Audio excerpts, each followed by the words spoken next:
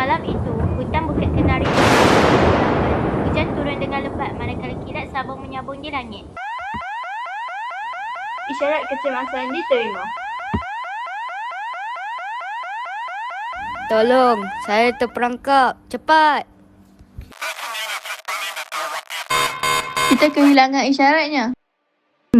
Tak ada petunjuk yang boleh kita gunakan. Benarkan, saya membantu.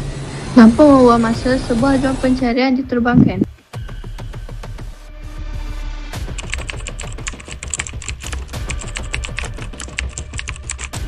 Itu Farid. Akhirnya kita jumpa dia. Oh tidak, apa yang terjadi? Terdapat satu rekahan besar yang semakin melebar. Kita hanya ada 30 minit sebelum tanah runtuh berlaku.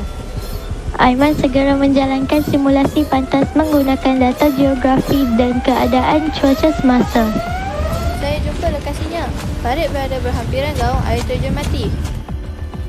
Mereka berjaya menemui Farid dan mula mengangkatnya keluar daripada timbunan pokok. Lawan mana yang selamat? Ikut saya.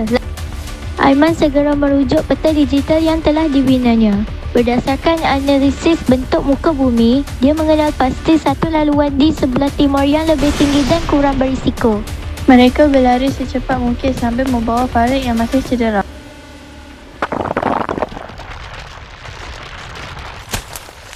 Kalau kita terlambat, mesti nyawa kita melayang. Di sini ada kawasan selamat. Terima kasih kerana selamatkan saya. Ilmu membantu kita berfikir, kemahiran membantu kita bertindak.